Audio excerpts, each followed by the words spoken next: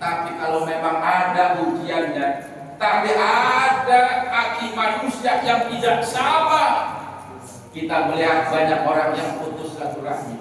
Bukan orang bodoh, bukan pejabat bodoh, tapi mereka yang menganggap mereka alim, yang mengklaim mereka mulia.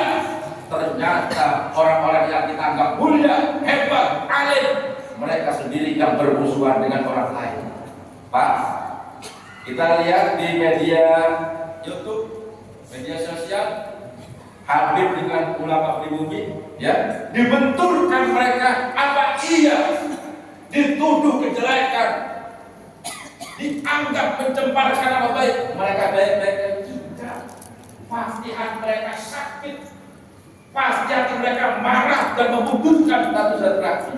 Padahal mereka orang-orang yang mengajarkan kebaikan, mengajarkan menghubungkan tali silaturahmi. Bagaimana dan apa yang terjadi kalau ini terus berlalu? Bisa saja negeri ini banyak bencana musibah yang tidak diinginkan oleh kita manusia. Naudzubillah, benar Pak? Habib yang ribut itu, yang mereknya kiai, yang mereknya hafiz Quran, yang ahli hadis, mereka yang ribut. Kita yang nggak hafal Quran, nggak tahu hadis, bukan pejabat, tenang-tenang saja. Berarti sebenarnya kita yang menjadikan negeri ini menjadi negeri yang turun berkah, bukan mereka. Kenapa? Karena mereka bermusuhan. Betul? Kita Pak yang bikin berkah, yang memakmurkan masjid, yang menjalankan sholat, yang duduk di majelis taklim, bukan mereka. Kenapa? Mereka bermusuhan. Mereka mengaku paling benar dan menyalahkan orang lain. Padahal kita menganggap mereka orang yang mulia, orang yang berilmu, orang yang memberi fatwa tentang kebaikan-kebaikan. Maaf Bapak Ketua MUI, bahkan saya kemarin ya, ada kumpul-kumpul dengan MUI itu di Cilegon, yang katanya dari MUI Banten sudah turun ke lapangan ya, melihat pagar laut di Tangerang itu. Ya benar kan? Itu dibahas di Basul Masail. Katanya MUI pro Cina. Ya, betul. MUI disogok, dibayar, benar enggak? Enggak kan? Berarti fitnah memang terjadi. Tapi menurut info ya, walaupun ada pembelian sedikit, jangan kadarnya buat uang tekstil. Orang saya juga temannya MUI, saya tidak mau masuk MUI. Ini beneran ada. Kemarin itu ribut itu. Katanya kita tunggu kiai itu dan jauh kan, ya pro dan kontra. Padahal saya sama orang Islam. Yang kita harus usir jangan orang Islam, jangan masyarakat, jangan kiainya. Wong Cina nggak sih perlu diusir mak. Dia mesti pakai duit ya Pak. Anak kiai disumbang, ya nurutkan duit Pak. Makanya bapak-bapak, lamun Nabi ini pengen nurut dulu, disumbang terus tiap juta pecis. Malah juga ngajak nih toko murni. Ya Pak, enak kan? Kalau nangis tiap hari tapokan ya, tapi dengan uang merah 100.000. Ya, senyum, betul? Ini fitnah Pak. MUI difitnah. Yang buang dan pagar laut diacak-acak juga jadi fitnah. Intinya ada yang punya kepentingan untuk menghancurkan negara Indonesia, terutama umat Islam di Indonesia. Kamu tuh bilang deh. Padahal kalau negeri itu beriman dan bertakwa, memegang keteguhan keyakinannya, apa kata Allah? Bismillahirrahmanirrahim. Enak berat. Namun kan sih ngomong orang enak kan balik gitu lah. Wakil bapak sore enak.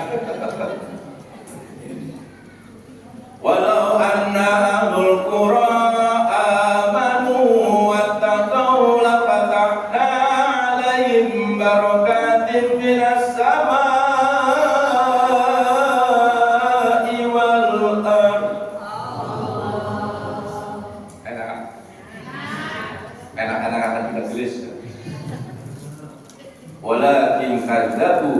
akhadnahum bima kanu yaksibun. Jikalau seandainya penduduk suatu negeri beriman dan bertakwa, lafatahna alaihim barakatin minas samai wal ardh. Allah mempunyai janji membukakan pintu barokah dari langit dan dari bumi. Tapi ketika mereka jauh daripada keimanan, mereka tidak bertakwa, walakin kazzabu fa akhadnahum bima kanu yaksibun. Adapun bencana, longsor, banjir, perumahan penuh dengan air karena mereka jauh dari perbuatan yang diperintahkan Allah. Ingat, amanu di sini menurut satu tafsir dikatakan orangnya beriman dan tidak berbuat kesyirikan. Orangnya beriman tapi dia tidak menyembah pimpinan. Orangnya beriman, dia tidak berbuat kesyirikan. Alhamdulillah, kalau kita tidak akan mungkin berbuat kesyirikan. Penuh dengan hidayah. Kita tidak menyembah batu besar, kita tidak menyembah kuburan, kita tidak menyembah pohon besar. Tapi ada kesyirikan yang tidak luput dan jarang orang lolos dari kesyirikan ini. Apa? Ar-riya. Riya, Pak. Kita insya Allah selamat, tidak nyembah batu besar, tidak nyembah kuburan, tidak nyembah atasan, pejabat, komputer dan sebagainya. Tapi ada syirik yang jarang manusia lolos, yaitu riya. Ada indikasi menginginkan pujian orang lain, bukan ridho Allah Subhanahu wa Ta'ala. Ya kadang-kadang ada, ya, kata suami ibu, oh ma, panggilnya apa dasar suaminya bu? Senong, nong, bu, suaminya panggilnya apa? Ayam beb, aduh, ayam beb kayak pemborong aja suaminya. Ayam beb ya, mama mungkin ya, yang kondisional Pak. Perempuan itu panggilannya kondisional. Ya, kalau lagi banyak uang, papa. Ya kan? Uangnya lebih banyak, kebetulan borongannya sukses, papi. Banyak uang, beli mobil, Avanza, Pajero, ganti panggilannya pipa. Ya kan kondisional ya. Papa, papi, pipa, semakin kaya. Ya.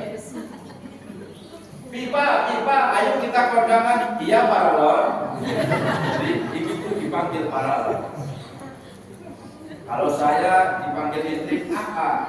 Saya kan masih muda, Bu. Alhamdulillah. Masih muda kan? AA, ayo kita kondangan. Iya nenek. Ya namanya masih muda, bolehlah dipanggil dengan manja. Sayang, memang suami pengennya begitu, Bu. Istri pun begitu, pengennya dimanja. Ya. Suami pun pengennya dimanja juga, sama-sama manja. Tapi kalau tujuannya ibadah, insya Allah berkah. Amin ya Rabbal. Kemudian bertakwa.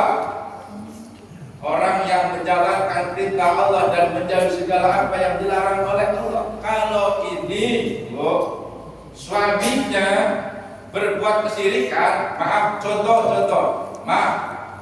Papa semenjak pakai cincin ini, Pak, Papa berdiri di depan perapatan, Papa tangannya begitu, angkat berhenti, Mak, sakit bercincin ini.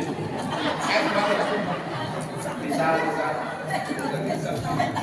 Papa keluar rumah tangan pakai cincin, gituin motor pada berhenti. Misal, Papa kalau haus, Pak, Pak minta air putih, kemudian dicelupin cincin Papa itu, berhenti, hausnya hilang loh, Pak.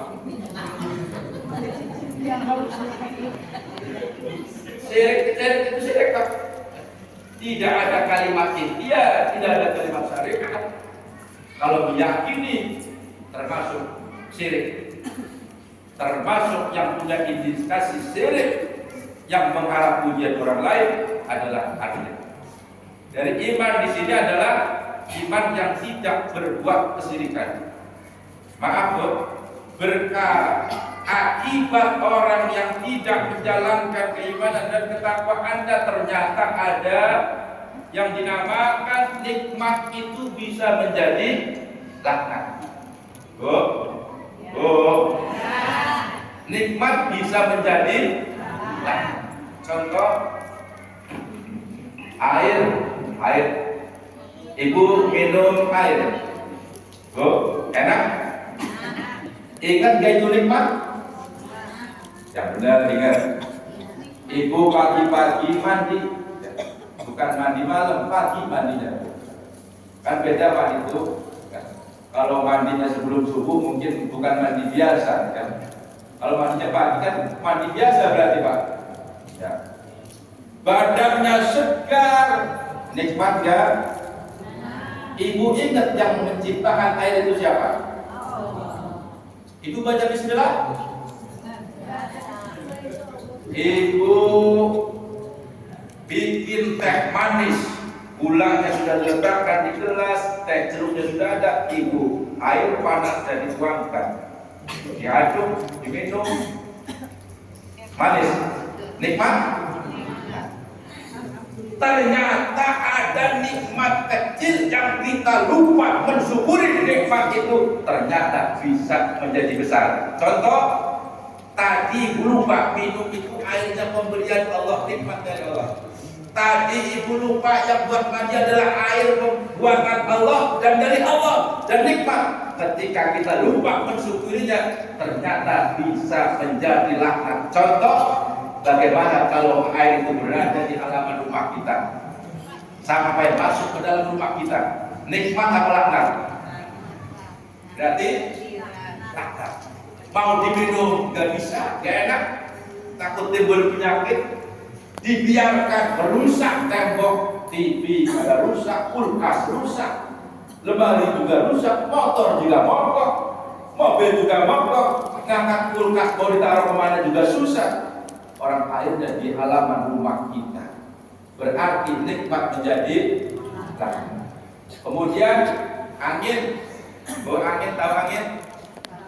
Angin ya, Pak. Bapak pulang kerja jam 5, badan gerah, penuh keringat. Biasanya Bapak apa itu? Setel, nyalain AC, setel kipas angin pos nomor 4. Adem kan Pak? Adem? Ingat gak anginnya nikmat dari Allah? Pak, ingat? Ya, benar Pak. Saya itu jarang ingat, masa Bapak ingat? Kita lupa Bu. Kita nggak bismillah, nggak bersyukur. Nyetel ada kipas angin nomor 4, nyetel AC. Lupa, kita nggak kepikiran karena itu nikmat Allah. Kita anggap nikmat yang kecil, kita anggap bukan nikmat. Ternyata nikmat dari Allah. Ibu lagi pengajian, sallallahu ala Muhammad, sallallahu alaihi wasallam, sallallahu ala Muhammad, sallallahu alaihi wasallam. Bu, pengajiannya gerak, ibu pakai kardus. Ingat nggak angin itu nikmat? Gak mungkin ingat tuh. Saya jawab gak mungkin. Ingat gak angin itu dari Allah? Ingat. Kalau mau ingat bohong berarti. Karena gak mungkin ingat, anggap biasa aja. Tapi kalau kita tidak ingat dan kita tidak mensyukuri apa itu dan nikmat pemberian Allah, ternyata nikmat yang kita anggap kecil akan menjadi besar, bukan lagi nikmat tetapi laknat. Contoh, rumah kita ada angin puting beliung, mobil ke bawah angin, genteng pada jatuh, motor istrinya yang gendut itu terbang di bawah angin, ya. Angin itu sama nggak dari yang tadi buat kipas angin? Tapi sama-sama angin, Bu. Artinya apa? Allah mengingatkan manusia, menegur manusia dengan sesuatu yang dinikmati, tapi mereka lupa kalau dinikmati. Contoh yang lain, api. Bu, kata bapaknya, Mama, oh Mama, Berhubung istrinya suka pengajian, ada apa Bapak? Sopan gitu kan. Tolong Pak ambilin korek api, Bapak mau merokok samsu.